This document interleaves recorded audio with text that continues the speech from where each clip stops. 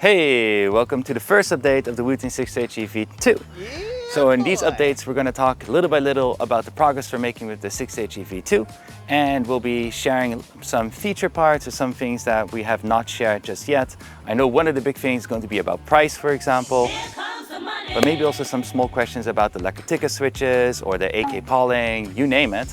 And that brings me also into the thing, ask those questions, throw those questions in the comments, because we are working on an FAQ, and the FAQ, frequently asked questions, is going to help us answer some of these questions on the website, but then also it's a great topic for our updates going forward. So definitely give the comments in there, and also feedback, maybe things that you already understand, you know about, but you have an opinion about it.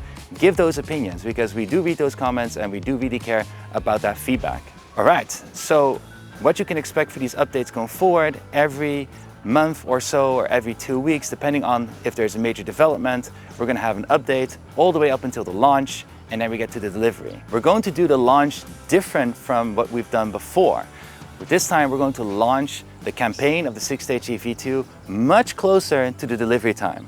That means that we want to finish pretty much our production before we do the launch.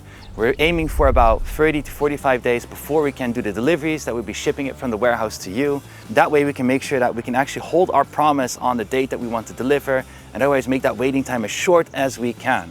And meanwhile, we have these updates. So let's start talking about the status of the V2 somewhere else.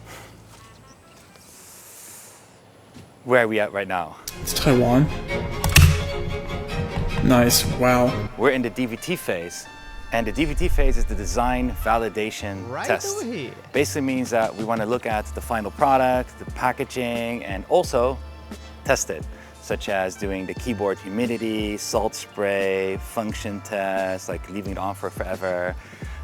Also, we send it out for certification. Think about CE, FCC, KCC, and a bunch more other acronyms for certifications for different countries.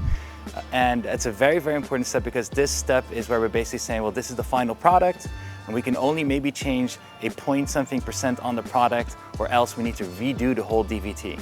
This is actually not even the first DVT run we've done, because we wanted to have a much earlier look into the product that we wanted to also use for Computex. This is now the second DVT that we're completing, and there is only one thing that we're not really happy about and a little bit concerned about, and that is the case itself. Oh, no, so man. As you know, with the 80HE zinc case, we have this e-coating basically around the case to do its colors. We have a black one, we have a white one, and we have this raw one, which is a UV coating.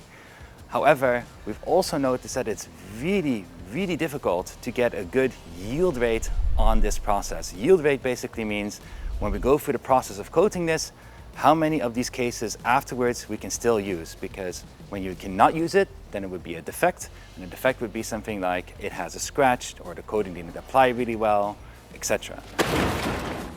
Now with the 60HE V2, we also have a die-casted case, just like with the 8HE.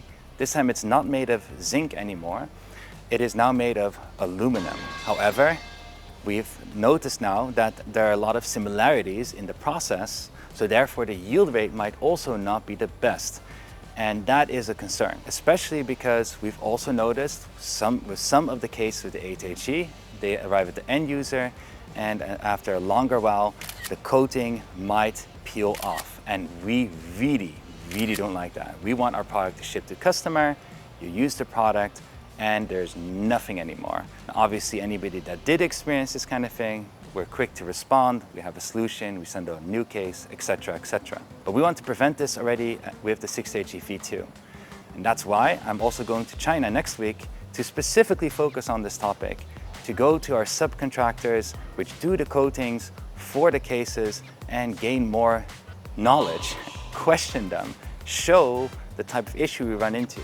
Now, obviously, yes, we have some previous information already from the 8HE zinc case, where we've got a root cause analysis. We have now a special testing method also to figure out the problem. We also know what to focus on to prevent it from happening, and we know how to improve the processes.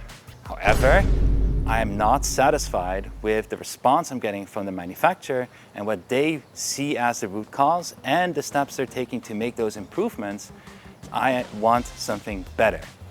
And if we cannot achieve something better, then I'm going to start considering, okay, we need to make a change in how we make the case. Maybe we don't do the die casting anymore.